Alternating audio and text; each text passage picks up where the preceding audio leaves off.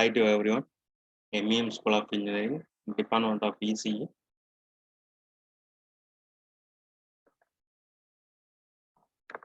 Online classes, subject linear integrated circuits, unit number 5, chapter number 5.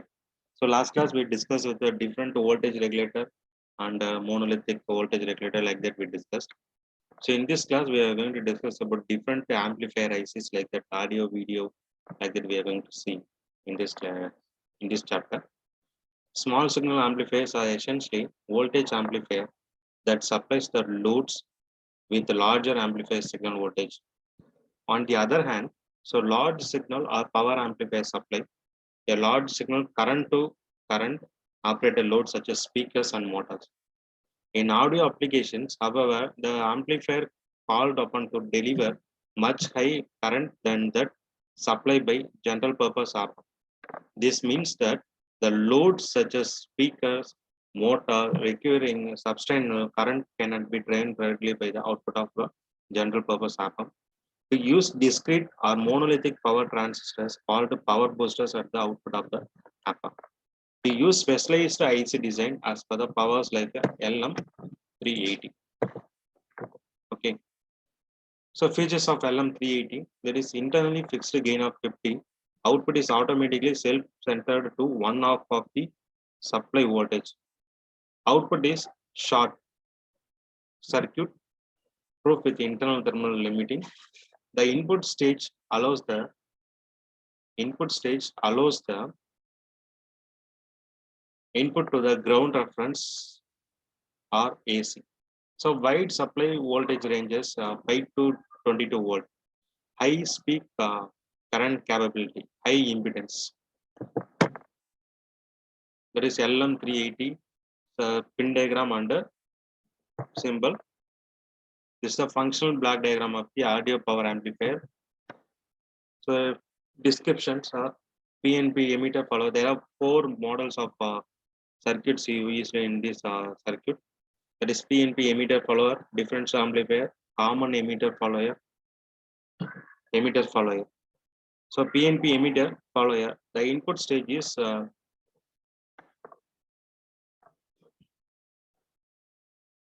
input stage is emitter follower composed of PNP transistor Q1 and Q2, which drives the PNP Q3 and Q4 differential pair. The choice of PNP input transistor Q1 and Q2 allows the input to be referenced to ground. The input can be direct coupled to either the inverting and non-inverting terminals of the amplifier.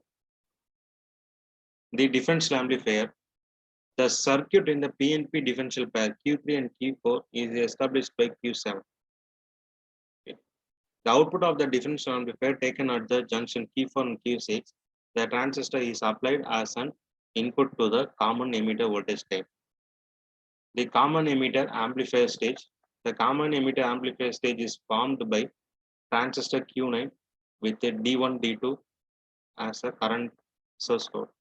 The capacitor C between the base and collector of Q9 provides the internal compensation and help to establish the upper cutoff frequency of 100 kHz.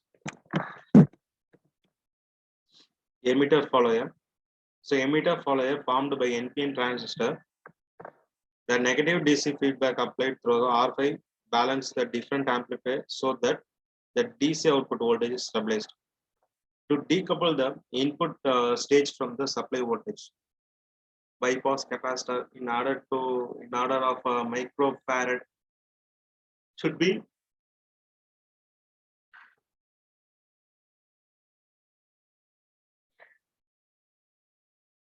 connected between the bypass terminal. Okay, the overall internal gain of the amplifier is fixed at 50. However, gain can be increased by using the positive feedback. This is the application of audio amplifier. So LM380 as a high gain amplifier is internally fixed at 50, but it can be increased by using the external components. The increase in the gain is possible due to the use of positive feedback. The setup is obtaining gain up to 200. So LM30 380 as a variable gain. Instead of getting fixed gain 50, it is possible to obtain a variable gain 50 by connecting the potentiometer between the input and output terminal. Next one is bridge audio power amplifier. If a certain application requires more power than what is provided by the single LM380 amplifier, then two LM380 chips can be used in the bridge configuration. With this arrangement, we get an output voltage swing which is twice that of the single LM380 amplifier. As the voltage is doubled, power output will increase by the 4 times that of the single LM380 amplifier. There is an intercom system using LM380. When the switch is in the talk mode position, the master speaker acts as a microphone. So when the switch in the listen position, the remote speaker acts as a microphone. So in either phone, the overall gain of the circuit is the same depending on the turns of the transformer T. Next, video amplifier. So this is the same as audio amplifier. This APAM is connected in negative feedback or non-inverting because of as signal fed to the negative polarity. The output signal will be fed feedback to the negative polarity gain. The gain of the circuit calculated by dividing R3 and R1 around 10 times. It is a gain of approximately 20 dB at the frequency band of 20 MHz. If we want to use other APAMs, the input impedance can be as high as approximately 20k ohms. So next concept is frequency to voltage converter and voltage to frequency converter. So in this model, the tachometers in the mode of speed control rotational speed measurement. Two type of pulse integrating the phase log loop. The converter produces an output voltage whose amplified is a function of input signal frequency. It is basically a FM discriminator. The input frequency is applied to the comparator A. Resistor act as a feedback element. Capacitor C enables a charge balancing. High pass network condition is the input signal. This is the output voltage equation. Next, voltage to frequency converter.